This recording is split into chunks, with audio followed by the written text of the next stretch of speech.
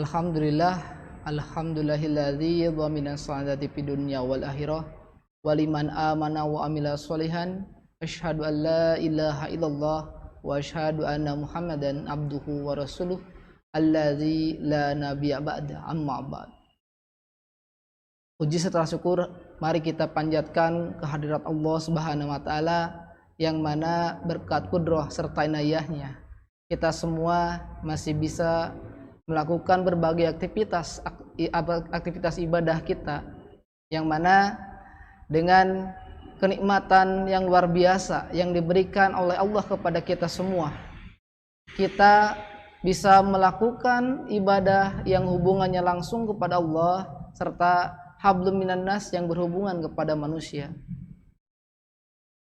Hadirin ikhwatu iman rahimakumullah, dalam kajian Jumat ketiga dari kajian online Jumat PC Persatuan Islam Kecamatan Cipedes, di sini saya dipercaya untuk menyampaikan materi tentang kalender Islam global. Nah, tentunya ini sudah tidak asing lagi mungkin di mata kita mengenai perbedaan penanggalan, perbedaan penentuan awal bulan yang sering kali kita temui setiap awal bulan Ramadan, awal bulan Syawal, ataupun ketika menentukan 10 Zulhijjah. Perbedaan ini terasa sangat sangat penting sekali untuk dipecahkan. Di antaranya karena permasalahan ini udah 15 abad ya. 15 abad kita mengalami permasalahan perbedaan dalam penentuan awal bulan Ramadan. Tentu kalau di kalangan para petinggi ormas istilahnya yang berada di atas mereka yang paham terhadap ilmu falak, ini tidak jadi masalah. Tetapi kalau kita lihat ke bawah, ya, kepada para jamaahnya gitu, kadang ini menjadi suatu masalah yang besar ketika perbedaan dalam penentuan hari ibadah ini menjadi sebuah masalah yang harus kita pecahkan. Nah, mungkin muncul pertanyaan, apakah ada yang salah dengan kalender Islam? Ada istilahnya sebuah guyonan yang mengatakan mungkin perbedaan kalender dalam kalender Islam itu dikarenakan bumi itu bulat, sehingga ada sebagian yang diterangi oleh matahari dalam arti waktu siang dan sebagian lagi gelap dalam arti waktu malam. Andaikan katanya ya bumi itu datar, mungkin kita semua akan mempunyai tanggal yang sama. Tidak ada perbedaan dalam penentuan awal bulan Ramadan, awal bulan Syawal ataupun ketika Zulhijjah. Nah, maka ini kasus-kasus yang sering muncul terutama di negara kita. Sebelum ke negara lain, misalnya negara kita dulu. Negara Indonesia itu dengan notabene penduduk muslim terbesar di dunia, itu ternyata mempunyai segudang hari raya gitu. Ya, sampai ke istilahnya dalam satu minggu itu full hari raya gitu dari setiap ormas. Di tahun 1429 itu menurut data ya di kita di Indonesia, untuk hari raya itu dimulai dari hari Jumat sampai hari Selasa dengan berbeda-beda ormas. Ada yang lebarannya hari Jumat, ada yang lebarannya hari Sabtu ya, sampai hari Selasa, 5 hari full kita lebaran. Terus kemudian di tahun 1432 Hijriah itu sampai ke 4 hari kita semua melaksanakan hari raya. Di antaranya dari hari Senin sampai hari Kamis. Nah, mungkin kita juga pernah merasakan perbedaan tersebut. Ketika ibu-ibu sudah ramai istilahnya menyiapkan untuk lebaran besok, ternyata lebarannya ditunda. Dikarenakan apa? Hilal belum terlihat. Sehingga yang tadinya sudah siap-siap, opor ayam sudah siap, ya ternyata itu harus ditunda sampai ke istilahnya opor ayam itu basi. Nah, ini menjadi bahan guyonan. Agamanya sama, kitabnya sama, gitu. Kenapa kok dalam perhitungan penentuan awal bulan berbeda? Nah, di Indonesia secara umum kita sudah mengenal apa yang namanya ilmu hisab dan ilmu ru'yat sebagai dasar penentuan awal bulan ya. Nah, kalau diurutkan itu menjadi 4 ya. Pertama ada ru'yat bil fi'li. Ini yang sampai sekarang masih dipegang teguh ya oleh ormas terbesar kita, Nahdlatul Ulama, yang mana menentukan awal bulan itu harus dengan ru'yat. Ya, harus melihat hilal terlihat atau tidak. Walaupun sekarang kemajuan zaman sudah semakin pesat, hisab sudah bisa digunakan sebenarnya, tetapi tetap karena perintah Rasul, istilahnya apa, sumu li ru'yatihi wabtiru li ru'yatihi, maka ru'yat bil fi'li tetap perlu dijadikan sebagai pedoman utama dalam penentuan awal bulan Ramadan. Kemudian yang kedua ada hisab urfi. Nah, hisab urfi itu berdasarkan apa? Pergerakan bulan secara rata-rata. Bukan berdasarkan pada ijtima ke ijtima lagi, tapi pergerakan bulan secara rata-rata. Nah, ini digunakan oleh suku Aboge, ya, Islam Jawa, atau juga Arba'iyah dan juga Homsiyah. Nah, mereka menggunakan hisab urfi, yang mana kalau menurut istilahnya apa, ijtima ini tidak bisa dipakai sebagai pedoman untuk penentuan awal bulan. Kemudian yang ketiga ada hisab hakiki. Nah, di hisab hakiki juga terbagi kepada 3 bagian. Ya, hisab hakiki itu artinya pergerakan bulan dihitung dari ijtima sampai ijtima lagi. Ijtima itu artinya berkumpulnya matahari, bumi dan juga bulan, atau matahari, bulan dan juga bumi, itu sebutnya ijtima. Yang mana ini menandakan akhir dari suatu bulan yang akan maju ke bulan berikutnya atau bulan baru. Nah, di hisab hakiki terbagi pada 2, ada hisab hakiki takribi, ada hisab hakiki tahkiki, sama hisab hakiki kontemporer. Nah, kalau hisab hakiki takribi itu berdasarkan pada istilahnya apa, perkiraan ijtima, berdasarkan sifatnya, kurang dan lebihnya. Kemudian kalau hisab hakiki bitahkik atau hisab hakiki tahkiki, ini berdasarkan pada ilmu ukur atau trigonometri, segitiga bola. Sedangkan kalau hisab kontemporer sama seperti hisab hakiki bitahkik atau tahkiki, yang mana perhitungannya berdasarkan kepada ilmu ukur atau trigonometri, ya, segitiga bola itu, tapi ditambah dengan data astronomis yang terus-terusan diperbaharui. Nah, ini di kita ya, dalam hisab saja bisa berbeda, karena masing-masing hisab yang digunakan itu juga menentukan pada akurasi. Misalnya kalau di pesantren-pesantren Persatuan Islam, kita masih mempelajari hisab hakiki takribi ya, belum ke hisab hakiki bitahkik, karena istilahnya ini disesuaikan dengan daya tangkap anak untuk tingkat dasar atau tingkat mu'alimin. Itu cukup dengan hisab hakiki takribi, karena kalau menggunakan bitahkik itu akan sangat sulit sekali untuk mereka, walaupun tidak menutup kemungkinan di beberapa pesantren yang sudah maju itu sudah menggunakan hisab hakiki bitahkik. Kemudian yang keempat ada juga yang menggunakan perpaduan hisab dan ru'yat. Jadi selain ru'yat bil fi'li, ada hisab urfi, hisab hakiki, ada juga yang menggunakan perpaduan di antara keduanya. Nah, ini yang digunakan oleh pemerintah. Jadi selain hisab, ru'yat tetap diutamakan. Makanya setiap penentuan awal bulan Ramadan, kita sering menyaksikan di televisi ya, ada yang namanya sidang isbat. Nah, ini selain berdasarkan pada hisab, tapi juga berdasarkan pada hasil ru'yat. Ada enggak peru'yat yang melihat bahwa hilal sudah nampak? Kalau ada, walaupun hasil hisab menentukan ru'yat tidak bisa dilihat, tapi ternyata di lapangan ada yang melihat hilal misalnya, gitunya para peru'yat melihat hilal, maka ditentukan bahwa besok tanggal 1. Karena tetap yang diutamakan sebagai pedoman utama itu bukan hisab tetapi ru'yat. Kemudian dalam kriteria penentuan awal bulan ini yang menjadi masalah di negara kita, ini sampai 12 kriteria yang digunakan. Pertama, ada yang menggunakan kriteria sesudah terjadinya ijtima. Ya, jadi kriteria ba'dal ijtima. Yang kedua ada kriteria ijtima qoblal ghurub.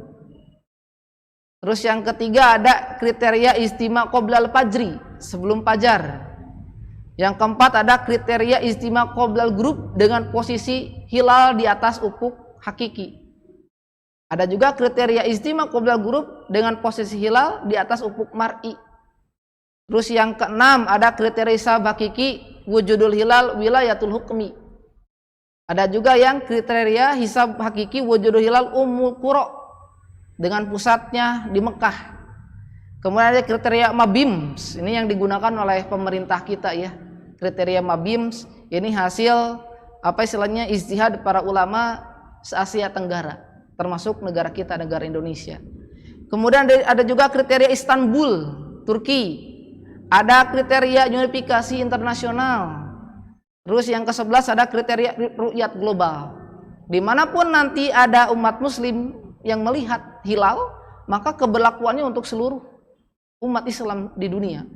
Walaupun mungkin misalnya di tempat kita tidak terlihat hilal, tapi ternyata di tempat lain sudah terlihat hilal. Nah, itu kriteria ru'yat global. Yang selanjutnya yang terakhir ada kriteria sunnah ru'yat murni. Nah, ini harus berdasarkan ru'yat gitu, murni, melihat dengan mata kepala sendiri.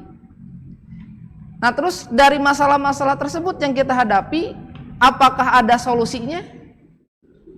Nah, tentu ya, ketika ada masalah ada solusi, ada penyakit pasti ada obat.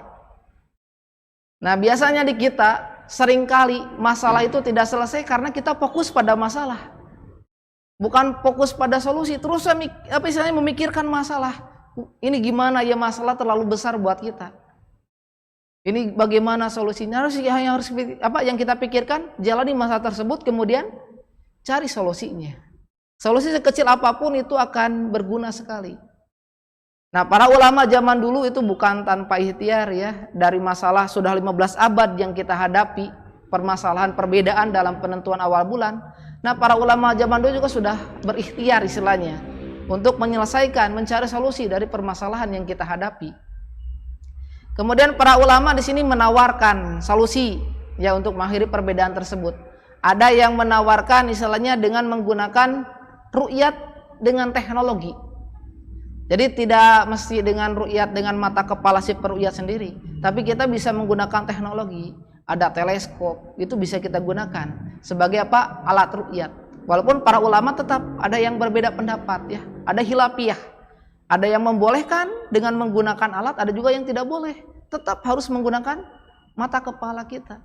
Tidak boleh menggunakan alat. Nah, tentunya ini apa istilahnya langkah ijtihad serta ikhtiar para ulama untuk menyelesaikan perbedaan yang terjadi. Kemudian yang kedua, ada yang mengusulkan dengan menggunakan kalender Islam global. Artinya kita harus sudah punya gitu ya, di zaman sekarang yang mana Islam sudah mulai menyebar kemana-mana, kita harus punya satu patokan kalender yang bisa dituruti oleh semua umat Islam sedunia. Ya, karena kalau kita perhatikan gitu, tidak semua negara, tidak semua kawasan, wilayah itu ada yang mempunyai ahli dalam ilmu falak atau ilmu astronomi. Tentunya mereka membutuhkan bimbingan dari orang yang ahli dalam bidang falak atau ilmu astronomi. Nah, kemudian ketika usul-usul tersebut ditawarkan oleh para ulama, maka muncullah ini yang sampai sekarang lagi diperbincangkan gitunya. Sesudah apa? Sesudah konferensi OKI di Istanbul tahun 2016. Dengan adanya apa? Upaya penyatuan waktu untuk umat Islam sedunia. Nah, muncullah apa? Wacana kalender Islam global atau KIG. Nah, tentunya ini sebelum ke penjelasan tentang kalender Islam global, kita mesti tahu dulu apa itu kalender. Karena biasanya kalau di kita itu taunya hanya sekedar verbal saja. Tahu kalender, kalender itu apa? Kadang kita suka kebingungan. Nah, kalau kita ada istilah almanaknya, almanak dan kalender itu sama. Artinya sistem penanggalan atau sistem perhitungan yang mana di sana merupakan sistem hisab yang digunakan untuk mengetahui masa atau waktu kapan sebuah peristiwa terjadi. Unsur-unsurnya terdiri dari hari, tanggal, bulan, dan juga tahun. Nah, itu disebut dengan kalender. Kita tahu misalnya kapan terjadinya peristiwa perang Badar misalnya, itu karena ada kalender. Makanya dulu kenapa istilahnya Umar bin Khattab memerintahkan kepada para sahabat untuk kita mempunyai sebuah kalender. Karena di zaman Nabi sampai ke masa pemerintahan Abu Bakar As-Siddiq itu belum ada kalender Islam. Sehingga ketika ada permasalahan yang muncul dari pemerintah gitu ya, dari masyarakat ke pemerintah, ini kadang pemerintah bingung, khalifah bingung. Ini mengutamakan yang mana yang terlebih dahulu masuk surat tersebut. Kadang kebingungan karena apa? Belum ada kalender Islam. Ya, ketika di zaman Nabi itu kalender atau nama tahun itu hanya diberi nama sesuai dengan peristiwa yang terjadi. Misalnya ketika Nabi Muhammad lahir, ya disebutnya Amul Fil, tahun gajah karena belum ada. Atau ketika peristiwa istri Nabi Muhammad, Siti Khadijah, kemudian diikuti oleh paman Nabi Muhammad, Abu Thalib meninggal, disebutnya Amul Huzni, tahun kesedihan. Atau ketika misalnya tahun penaklukan Mekah, disebut Amul Fathi. Nah ini karena belum ada penanggalan. Makanya Umar bin Khattab mendesak kepada para sahabat, kemudian diadakanlah musyawarah. Mana ini awal bulan? Kenapa disebut kalender Hijriah? Karena ini usulan dari Ali bin Abi Thalib. Padahal usulan banyak ya, dari mulai Nabi lahir, seperti kalender Masehi yang mana itu diawali dari Nabi Isa lahir. Kemudian ada juga yang mengusulkan dari peristiwa Isra dan Mi'raj. Kemudian ada juga yang mengusulkan dari peristiwa ketika Nabi diangkat menjadi nabi gitu. Nah ini semua ditolak. Nah yang diambil adalah usulan dari Ali bin Abi Thalib yang mengusulkan awal bulan untuk kalender Islam itu adalah dari hijrahnya Nabi dari Mekah ke Madinah. Nah ini yang dijadikan, makanya kenapa sekarang namanya kalender Hijriah. Nah ini kenapa? Karena pentingnya kalender untuk kita, untuk mencatat peristiwa-peristiwa yang terjadi. Baik mungkin ini peristiwa yang sudah lalu ataupun mencatat peristiwa yang akan datang, supaya ada persiapan untuk kita. Nah terus apa yang disebut dengan kalender Islam global? Nah ini adalah artinya kalender yang digunakan oleh umat Islam dalam penentuan hari-hari ibadah secara khususnya. Secara umumnya untuk hari-hari yang lain yang berhubungan dengan organisasi atau koordinasi masalah keislaman tentunya yang berlaku seluruh dunia, terutama untuk umat Islam. Terus apa prinsip dasar yang dijadikan penyusunan dalam kalender Islam global? Pertama itu adanya kalender, karena kalender Islam itu merupakan kalender lunar atau kalender yang berdasarkan pada sistem Komariah. Terus yang kedua, jumlah bulan setiap tahun kalender Hijriah sama, 12 bulan, tidak pernah bertambah jadi 13 atau berkurang jadi 11 bulan. Terus yang ketiga, prinsipnya dalam kalender Hijriah itu tidak boleh dilakukan interkalasi atau penambahan. Terus yang keempat, jumlah hari dalam satu Hijriah atau dalam satu bulan tidak boleh kurang dari 29 dan tidak boleh lebih dari 30. Tidak seperti kalender Masehi, paling sedikit kan 28, kemudian paling banyak 31. Ada sampai dalam satu bulan itu kan ada yang 28, ada yang 29 hari. Ada yang 30, ada yang 31 hari. Nah di kalender Hijriah itu tidak boleh kurang dari 29 dan tidak boleh lebih dari 30. Kemudian yang kelima, sebagaimana konsekuensi di poin yang 4 tadi yang menyatakan bahwa jumlah dalam satu bulan itu harus kurang dari 29 dan tidak boleh lebih dari 30, maka berdasarkan hal itu berdasarkan siklus sinodis yang ditandai dengan peristiwa ijtima. Nah makanya sebut ini ya, pergerakan dari ijtima sampai ijtima lagi. Nah tentunya ini perlu kita pikirkan untuk kedepannya supaya supaya adanya kesatuan dalam penentuan awal bulan, terutama dalam hari-hari ibadah. Awal bulan Ramadan misalnya, kemudian ketika penentuan hari raya Idul Fitri, kemudian penentuan misalnya ibadah haji untuk Zulhijjah, tentunya ini perlu sekali untuk kita supaya tidak ada perbedaan. Terus apa arti penting kalender Islam global? Kalau arti pentingnya tentu yang pertama ini merupakan civilizational imperatif. Ini merupakan kemajuan budaya. Majunya suatu budaya itu karena mempunyai kalender. Kemudian yang kedua, sebagai sarana pengorganisasian waktu dan pengaturan kegiatan. Jadi di mana misalnya kita sebagai umat Islam ingin mendiskusikan, memusyawarahkan, ya misalnya seluruh dunia. Nah kalau waktunya sudah jelas, mungkin tidak akan ada perbedaan ya, istilahnya ketika tidak ada istilah perbedaan persepsi. Ketika tanggal sekian ya sama semuanya. Kemudian yang ketiga, sebagai pedoman pelaksanaan ibadah dan ketentuan syariah. Seperti yang tadi dijelaskan, di Indonesia ini merupakan gudangnya Lebaran. Kita kadang suka bingung ya, misalnya ketika kita tinggal di tempat yang minoritas kita gitu, minoritas Persatuan Islam, tapi mayoritas yang lain misalnya, kita Lebarannya besok, sedangkan mayoritas Lebarannya sekarang. Tentu kita bingung ketika penentuan zakat fitrah. Ini mau tidak mau jadi masalah buat kita. Masa kita Lebaran di tempat ini misalnya, tapi zakatnya ke tempat lain misalnya.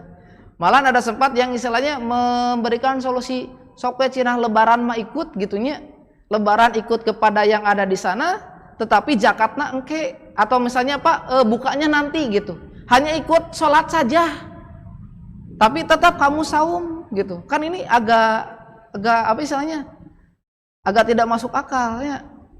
Apa sholat Idul Fitrinya sudah, tapi Lebaranan atau bukanya nanti bareng dengan Persatuan Islam misalnya dengan kita. Nah ini kan kadang jadi masalah juga. Kemudian nanti ini akan berdampak pada apa? Pada nilai dari zakat fitrahnya. Itu apakah masuk zakat fitrah atau masuk sodakoh? Karena kan kita tahu ya, ketika zakat fitrah tidak diberikan pada waktunya, itu nanti akan bernilai sodakoh. Misalnya dibagikan sebelum kita berangkat sebelum berangkat ke lapang ya untuk sholat id, misalnya maghrib sudah dibagikan. Nah itu misalnya ya, atau sesudahnya, ini juga sama, nilainya nanti bukan nilai zakat fitrah, tapi nilainya menjadi sedekah. Ini menjadi perbincangan. Nah, makanya ini dijadikan sebagai pedoman pelaksanaan ibadah gitu ya untuk kalender Islam global. Kemudian yang keempat sebagai alat pencatatan masa lalu dan juga sejarah biar sama gitu. Benar gak misalnya Pak terjadinya hijrahnya Rasul dari Mekah ke Madinah tanggal sekian. Nah kalau sama penanggalannya tentu akan sama, akan istilahnya seirama gitu, satu suara semuanya. Nah kemudian ini berdasarkan kalender global juga, ini ada pendapat dari Nidal Gozum mengenai apa? Tidak mungkin katanya suatu peradaban bisa tegak, apalagi berkembang pesat tanpa untuk dirinya ia membuat atau menggunakan suatu kalender yang kokoh dan akurat. Jadi suatu negara itu tidak akan disebut apa? Tegaknya berkembang dengan pesat apabila tidak mempunyai kalender yang kokoh yang bisa digunakan oleh semuanya. Nah, ini menurut Nidal Gozum. Makanya dia nanti akan memberikan beberapa solusi, beberapa usulan mengenai kalender internasional supaya bisa digunakan. Nah, di sini ada beberapa usulan ya. Ada beberapa usulan untuk kalender internasional. Pertama ada kalender zonal. Ini bisa dilihat ya.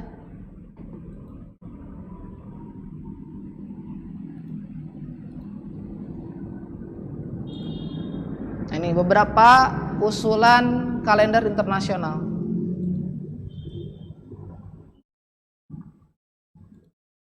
Pertama ada kalender zonal. Kalender zonal itu berarti kalender yang berdasarkan pada zona. Ini terbagi pada 4. Ada kalender Muhammad Ilyas.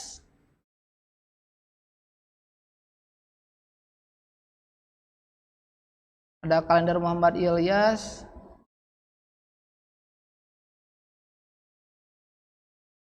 Kemudian ada juga kalender Gozum yang tadi disebutkan.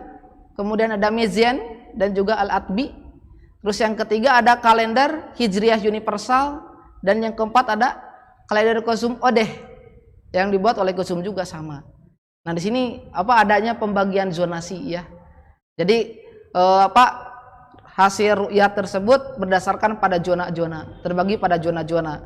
Nah kalau misalnya kita perhatikan di sini untuk kalender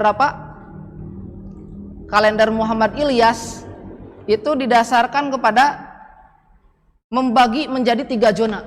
Nah, jadi ada 3 zona. Pertama ada untuk zona Asia Pasifik. Terus yang kedua ada zona Asia Barat dan Afrika. Terus yang ketiga ada benua Amerika. Nah itu kalender Muhammad Ilyas. Kemudian kalender Gozum, Mezin dan Al-Atbi itu membagi menjadi 4 zona. Nah, ini lebih banyak lagi. Kalau tadi 3 zona, ini 4 zona. Ini berdasarkan pada posisi bujur timurnya. Kemudian ada kalender Hijri universal. Nah, ini diperkenalkan pertama kali tahun 2001. Nah, diperkenalkan dalam konferensi astronomi Islam yang kedua di Amman, Yordania. Ini dibuat oleh Komite Hilal dan Mawakit di bawah AUAS. Nah, ini sifatnya bizonal. Jadi 2 zona berdasarkan imkanur ru'yah. 2 zona tersebut ada zona kalender Hijriah untuk wilayah timur. Ini untuk kawasan benua Australia, Asia, kemudian Eropa dan Afrika. Ada juga zona kalender Hijriah Barat. Nah, ini dari 20 derajat bujur barat hingga mencakup kawasan barat benua Amerika. Nah, ini bizonal ya, kalender Hijriah universal. Nah, ini dengan syarat apa? Ru'yat harus terjadi di daratan. Kalau misalnya ru'yat terjadi di lautan, maka tidak diterima hasilnya.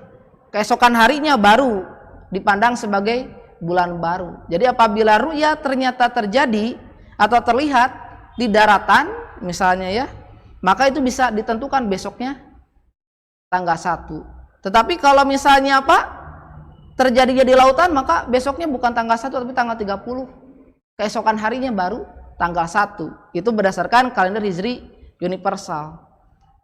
Tentunya ini kelemahannya ya, setiap ini punya kelemahan. Ini tentu karena tadi awalnya kalender Islam global itu untuk menyatukan satu tanggal. Nah, kalau dengan kalender bizonal ini atau dengan kalender yang tadi trizonal dan juga 4 zona, itu nanti akan terjadi perbedaan tanggal. Kemudian yang keempat ada kalender Gosum Odah. Ini sama ya, dibuat oleh Gosum. Sama seperti yang tadi di bagian poin yang kedua. Terus yang kedua ada kalender unifikasi atau kalender terpadu. Nah, inilah yang diusulkan dalam konferensi OKI di Istanbul, Turki tahun 2016. Ini kalender Komariah yang mana Islam unifikasi yang dibuat oleh Jamaluddin Abdul Ar-Razik. Yang mana ini beberapa konseptor mengatakan bahwa kalender ini diklaim didasarkan pada kalender Ummul Qura yang dari kerajaan Arab Saudi. Nah, sini dijelaskan bahwa kalender terpadu atau kalender unifikasi ini merupakan upaya terkini yang paling komprehensif, yang paling jelas, yang paling diterima oleh para ulama gitu ya, untuk dijadikan sebagai kalender Islam global. Ini didasarkan kepada riset terhadap 600 bulan Komariah di depan hingga nanti tahun 1470 Hijriah. Sudah ada kalender Islam globalnya. Ini filosofinya menyatukan seluruh dunia tanpa kecuali dalam satu tanggal. Tentunya dengan prinsip 1 hari 1 tanggal dan 1 tanggal 1 hari di seluruh dunia. Jadi sama. Kalender masingnya tanggal 1 misalnya, sama kalendernya juga sama tanggal 1. Nah, ini menggunakan IDL ya, International Deadline, batas tanggal internasional. Kemudian menurut Jamaluddin juga untuk menyusun kalender terpadu atau unifikasi ini diperlukan 3 prinsip. Jadi syaratnya gitu. Kalender Islam global ini bisa dipakai dengan 3 syarat, dengan 3 prinsip. Pertama, yang dipegang harus hisab. Jadi tidak boleh ada ru'yat bil fi'li. Karena tidak akan berlaku ru'yat bil fi'li. Karena tadi kan kalau dunia kita itu disebut bumi itu bulat ya, sehingga kawasan satu terang, kawasan yang satu gelap, jadi tidak mungkin kalau disatukan. Tapi dengan ru'yat dengan hisab itu bisa. Jadi syaratnya harus menggunakan hisab atau imkan ru'yah. Kemudian yang kedua, memegangi transfer imkan ru'yat, artinya satu bumi satu matla, hanya satu tempat yang dijadikan sebagai rujukan. Tidak boleh misalnya menggunakan matla-matla yang lain. Nah, di kita kan ada istilah matla atau keberlakuan nasi ru'yat. Ada yang sifatnya lokal, ada yang sifatnya wilayatul hukmi dalam satu negara kesatuan, seperti di kita di Indonesia. Sampai sekarang kita menggunakan kriteria wilayatul hukmi. Jadi di mana saja di wilayah Indonesia terlihat hilal, maka wajib seluruh umat Islam di Indonesia mengikuti. Padahal kita tahu kan ya, di negara kita itu terbagi kepada 3 zona waktu. Ada waktu Indonesia Barat, waktu Indonesia Tengah, ada waktu Indonesia timur. Mungkin saja pada waktu istimewa terjadi misalnya hilal di Indonesia Barat sudah terlihat, tapi belum tentu di Indonesia Tengah dan Timur, atau sebaliknya di Indonesia Barat belum terlihat, tetapi bisa saja di Indonesia Tengah terlihat. Nah, makanya nih para ulama kita, para ulama Indonesia mengambil ijtihad dengan menggunakan wilayatul hukmi tentunya. Nah, kemudian yang ketiga itu menerima kesepakatan dunia tentang sistem waktu yang sekarang berlaku, 1 hari 1 tanggal. Yang kita tahu bahwa 1 hari itu bilangannya 24 jam. Nah, ternyata kalau menggunakan sistem internasional itu bisa 48 jam 1 hari. Supaya apa? Supaya sama. Semua negara 1 hari 1 tanggal. Tentu ini agak sulit ya diterima oleh beberapa kalangan ulama di beberapa negara bagian misalnya, atau di negara Indonesia, atau khususnya di Indonesia. Nah, itu ya dengan prinsip tadi, jika konjungsi terjadi sebelum pukul 12 GMT, maka awal bulan adalah hari berikutnya. Nah, itu ya diantaranya. Kemudian bagaimana implementasi dari kalender Islam global tersebut? Nah, ini respon dari para ulama fikih dan falak itu dapat dikelompokkan kepada 3. Ini respon dari apa? Dari konferensi yang ada di Turki tahun 2016 tadi. Yang pertama katanya ya, hasil konferensi itu keputusan yang sudah final, ibaratnya harus segera dilaksanakan. Seluruh umat Islam di dunia harus menggunakan kalender Islam global, karena ini sudah melalui musyawarah yang sangat panjang dan juga sudah ada titik terangnya. Kemudian yang kedua, hasil konferensi keputusan Islam Turki 2016 juga diterima sebagai visi bersama untuk mewujudkan kalender Islam global yang mapan, sedangkan implementasinya dilakukan secara bertahap, ya, tidak secara langsung, karena tentu tadi akan ada pergolakan gitu ya di bawah. Bisa terima tidak dengan kalender seperti ini? Jangan mungkin dalam beberapa ormas, dalam satu ormas saja bisa ada perbedaan. Kemudian yang ketiga, yang terakhir, hasil konferensi keputusan Islam Turki 2016 masih terdapat respon secara negatif, masih ada perdebatan. Pertama, ini karena katanya keputusannya diambil secara voting. Tentu kan ada orang-orang atau para ulama yang berbeda juga dalam hal ini. Ini dijadikan sebagai pertimbangan. Kenapa kalender Islam global di kita masih belum dilaksanakan? Padahal ini sudah dilaksanakan di negara besar. Ya, di negara Islam yang mungkin secara terpandang. Mereka adalah umat Islam besar juga di Turki. Diikuti oleh beberapa negara Islam juga, bukan cuma Indonesia. Terus apa manfaatnya kalau kita menggunakan kalender Islam global? Pertama, secara syariah. Nah, adanya keseragaman waktu ibadah di seluruh dunia. Ini menjadikan umat Islam lebih nyaman karena tak ada perbedaan. Jadi kelihatan gitu ya, umat Islam itu kompak gitu. Kalau misalnya sama satu waktu. Terus yang kedua, dari segi muamalah, ada keseragaman dalam tanggal menghilangkan sekat-sekat perbedaan di masyarakat atau di kalangan umat Islam. Jadi tidak ada lagi konflik-konflik seperti yang tadi. Kemudian dalam segi siasah, politik, ini memperlihatkan kepada dunia kekuatan dan kekompakan dunia Islam. Mereka akan takut ketika umat Islam satu suara. Kemudian dari segi ekonomi, tentunya adanya kalender yang mapan, urusan zakat wajib menggunakan kalender Islam. Nanti akan sama ya, jadi kalau misalnya ada zakat terkumpul, kalau misalnya dalam satu waktu itu akan menghasilkan dana yang sangat besar. Kemudian di Indonesia sesudah kejadian atau konferensi di Istanbul, Turki tahun 2016 ada rekomendasi Jakarta tahun 2017, yang mana melalui kegiatan seminar fikih falak internasional yang dihadiri oleh utusan dari beberapa negara tetangga, ini diperoleh kesepakatan tentang kriteria visibilitas hilal yang disebutkan sebagai kriteria rekomendasi Jakarta. Hasilnya apa? Awal bulan didasarkan atas posisi hilal di atas ufuk dengan elongasi tidak kurang dari 6,4 derajat dan ketinggian hilal tidak kurang dari 3 derajat. Nah, ini yang digunakan oleh pemerintah sampai sekarang ya. Jadi ketinggiannya 3 derajat. Nah, ini kalau dilihat dari ormas-ormas apa saja nih yang menerima dari hasil rekomendasi ini, diantaranya adalah ormas kita, Ormas Persatuan Islam. Makanya ada perbedaan yang awalnya 2 derajat sekarang menjadi 3 derajat. Itu dari hasil rekomendasi Jakarta. Terus apakah ada masalah dalam penerapan kalender Islam global ini? Tentu saja. Karena tadi kan ini dianggap sesuatu yang belum urgen lah, belum penting di kita.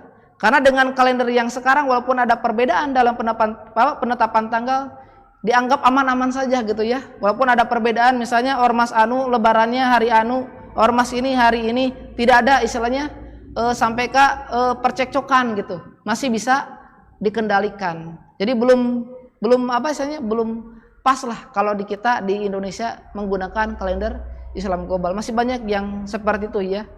Kemudian secara implikasi pemilihan kriteria yang digunakan dalam konferensi OKI ini ada 3 poin yang bisa kita tarik kesimpulan. Pertama, adanya pelanggaran syariat katanya ya. Jadi kenapa belum digunakan di Indonesia? Pertama, adanya pelanggaran syariat. Kalau kita memaksakan kalender Islam global, pertama apa? Pemaksaan terhadap wilayah yang belum masuk syar'i untuk ikut saum. Ya, padahal udah jelas sumu li ruyatihi waftiru li ruyatihi, atau pamang syahida minkum musyahra falyasum. Jadi barang siapa yang melihat hilal di tempatnya gitu ya, di negaranya, maka silakan saum. Tapi kalau belum terlihat tidak bisa dipaksakan.